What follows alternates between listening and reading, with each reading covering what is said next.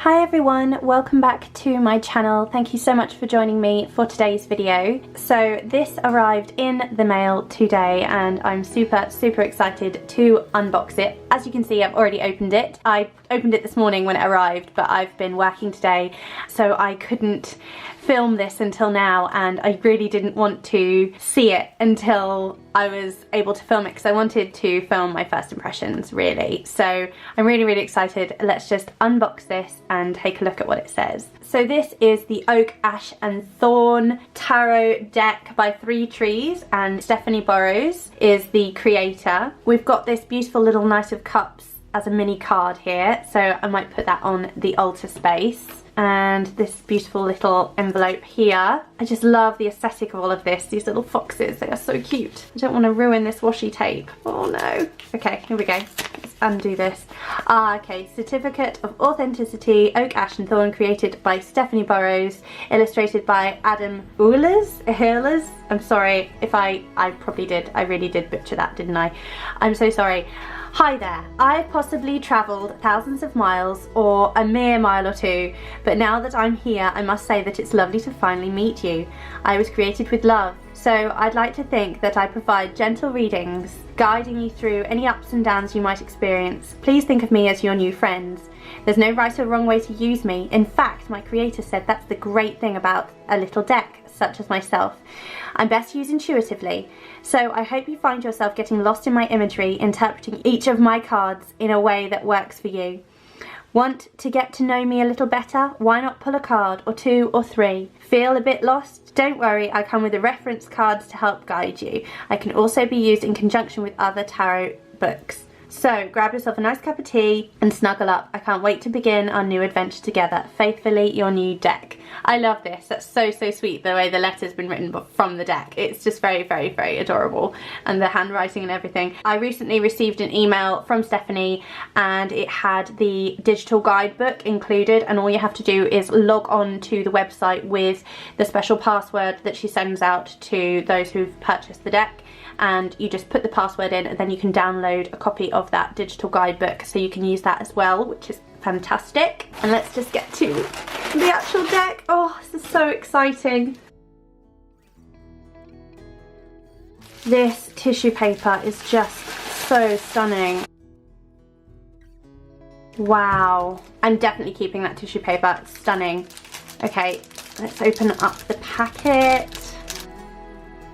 I think this might possibly be my favourite deck of the entire year, actually, and the one I've been looking forward to the most. Beautiful tarot cards with roots in the enchanting natural world, an eco-friendly Rider-Waite Smith-inspired art deck containing 78 tarot cards plus 2 double-sided companion reference sheets. Okay, so let's get into... I don't want to ruin this box though. Already I've torn the box. I'm going to have to get myself a little bag to go with this, I think, because I really want to keep the box, but I don't want to ruin it. So beautiful. Oh wow. I will definitely do some readings and put up some pictures on Instagram. So here we have the 2 guide cards, which is actually really handy. Let's zoom in and look at the cards. So these are the card backs. They are just beautiful. They are not exactly the same because they've got the different creature all the way around, but I'd say that's pretty much reversible because I'm not gonna potentially really remember. Not going to remember which animals, maybe if I really get to know it, but that doesn't bother me anyway, so a reversible back in my opinion. So here we have the Fool, and this is just so beautiful. It just completely, perfectly evokes the spirit of the Fool. The Magician, I love this card. I absolutely love crows because they are related to the Morrigan, a goddess that I work with. We have lots of crows near me where I live, and I always hear them in the fields circling, and it's just incredible. I often do listen to their calls and kind of try to interpret the meanings of where they're flying and what they're doing.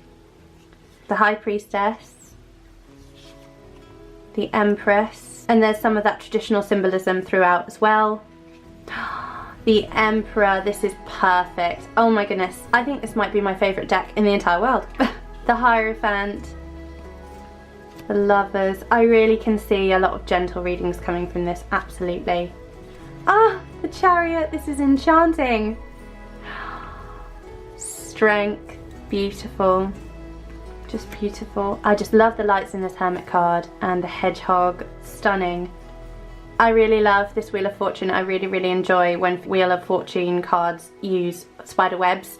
I feel it's such powerful imagery and beautiful imagery. I love spiders. Yeah, I'm always saving spiders from my children and from life in general. I have an affinity for spiders. The wolf in the Justice card.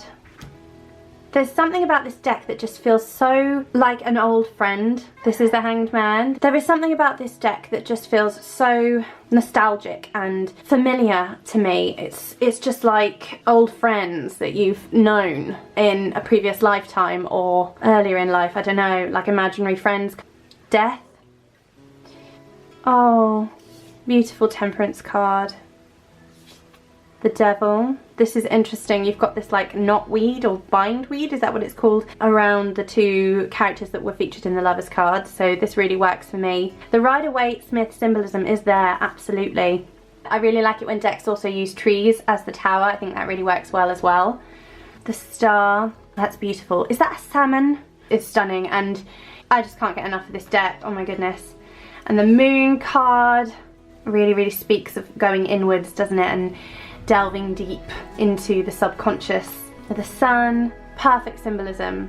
I love how this is so original, but yet it's so classic at the same time. Judgment. I feel like these images as well seem really familiar, like they depict perfectly the topic of each of the cards. The World, that's so cute.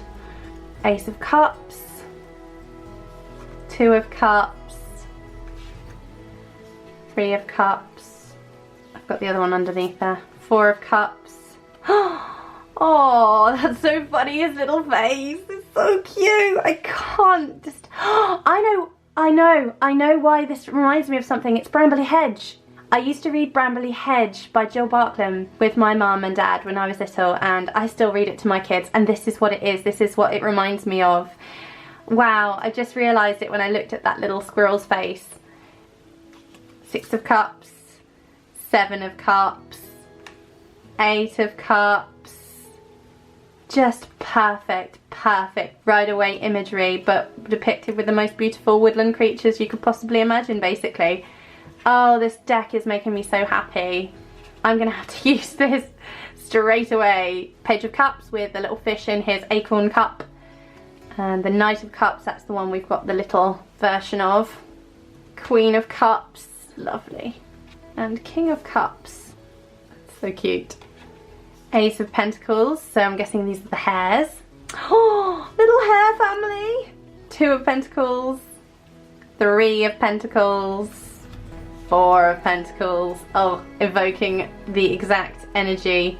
Five of Pentacles, Six of Pentacles, Seven of Pentacles. And this feels very similar to the Forest. Is it the Forest of Enchantment tarot? I don't have that one, but it feels similar to that. Nine of Pentacles, the Abundance, and 10 of Pentacles. This one's an interesting one. I feel like they do look kind of fraught and kind of worried, but yet they have all this abundance. It's a very interesting way to depict this one. Page of Pentacles, Knight of Pentacles. Oh, lovely. Queen of Pentacles. I always think of the Queen as being really similar to the Empress, and I feel like you see that here. King of Pentacles, Ace of Swords, and you've got the Crow. Two of Swords. This is reminding me of the Crow Tarot now. Obviously the art style's so different, but I do love the Crow Tarot. Three of Swords, Four of Swords, Five of Swords. I think the sword suit really works with the crows as well, because they are such intelligent birds. They have really large brains, and also the way that they behave, they learn how to perform, they learn basic skills, and they learn how to sort of get themselves out of a problem. They problem solve, and they're really clever. They learn how to do these things. They're so clever. Nine of Swords, Ten of Swords. Wow, that one's brutal. Page of Swords, Knight of Swords.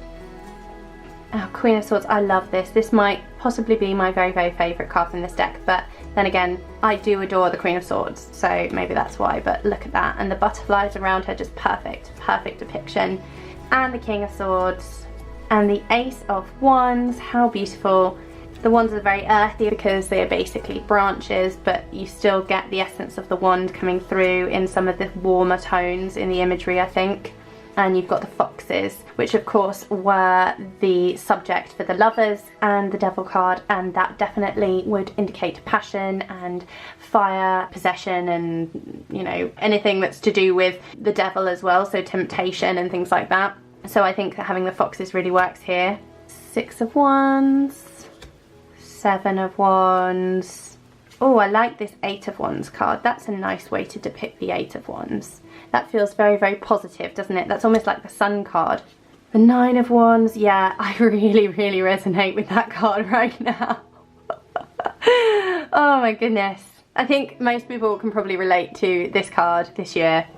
10 of Wands, Page of Wands, Knight of Wands, beautiful, the Queen of Wands, and the King of Wands. And this is the Possibilities card with this beautiful dragon here. I love that. Bringing in some mythical creatures as well there. And there's a beautiful dormouse here. There's nothing written on that card, so I guess these can be interpreted as you will, as it says in the letter. And this little fox as well. And that wraps up the deck.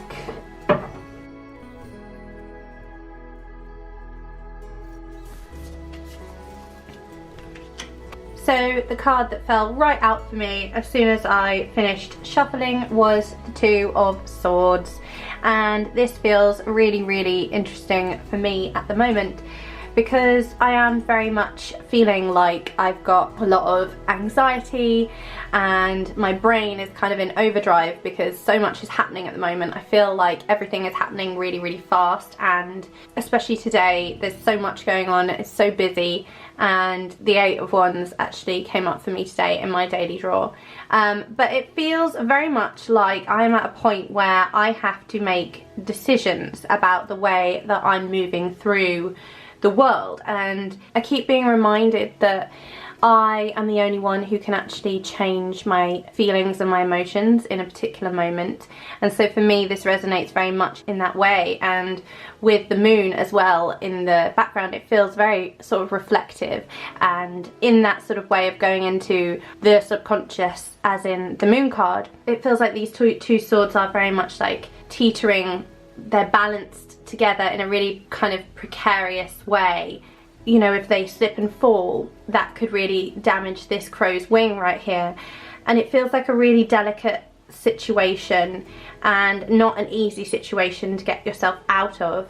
I feel like a lot of us probably are having moments like this right now where we actually have to be so honest with ourselves and get down to business and do some of that shadow work to really, really look at where our internal blockages are, where our limiting beliefs are, and where we can try to shift some of these beliefs, try to move through them, and recognize that actually we are the only ones who have the power to do that. As members of this community and working with the tarot, mostly we are people who have decided that that is something that we can do. That's one of the reasons why tarot is so special to so many of us, because it really does give us these tools to kind of look at these archetypes and these experiences and repeating patterns coming up in our lives, and they really help us to kind of delve deeper and to look at what exactly that means for us. And of course this message is going to resonate differently for different people, but perhaps this is a difficult decision that you have to make at work, or perhaps it's a difficult decision about, you know, giving up on something that you really, really wanted to do, or perhaps it's about recognizing that you need to change some things up, switch some things up in your current circumstances in order to be able to continue with those things that you had planned on doing. Whatever it is, this is definitely something that is occupying a lot of your time in terms of like your mental space, and perhaps it is really an important time for us to think about ways that we can actually take some of the pressure off. What are some different ways, sort of thinking outside of the box, that we can take one of those swords down carefully, you know, and just lay it down and give ourselves a bit of time to rest and recoup. Obviously here you've got a lot of this water energy as well, because you've literally got the sea and you've got the moon in the background. And the stars also do read for me as hopeful. So I do think this is a card that is just giving us that permission, you know, to let one of those swords down and then to let the other sword down and to, you know, progress onto the Four of Swords, you know, to get to that point of rest. But first, you know, it might come with some sadness, some anguish, some mental anguish and some mental suffering, you know, really. I think for me, I know exactly what this is about at the moment, and it really needs, it's like a pressure cooker that really needs it really needs a chance to be released. That's the message that I'm taking from this. It would be nice to have some other cards as well, but because this is just a quick reading, I just wanted to look at how a card might read. And I think it's really, really interesting as well that I decided to bring my little crow feather. So this was gifted to me, of course. I found it when I was on one of my walks in the field next to our home. So that about wraps up the walkthrough of the new Oak, Ash and Thorn, and I couldn't be happier with this deck. I think it is so incredibly beautiful. I am so thrilled. I think Stephanie has done a beautiful job, as has Adam. Yeah, I think it's just going to be an amazing deck to work with all year round, to be honest, but absolutely starting right now, you know, I'm definitely going to get stuck in and start working with it. So I'm very, very, very excited to put this into rotation right now. So thank you so much for joining me. I hope that if you have ordered yours, you are enjoying working with it as well. If you want to pick one up, I will put the link for Stephanie's website below. Hopefully there will be some left and you can do so. Thank you so much for joining me. I really, really hope that you enjoyed it. If you did, do click the thumbs up button, and if you haven't yet subscribed and you'd like to see more from me about tarot and magic, spirituality, witchy related content, then do think about subscribing.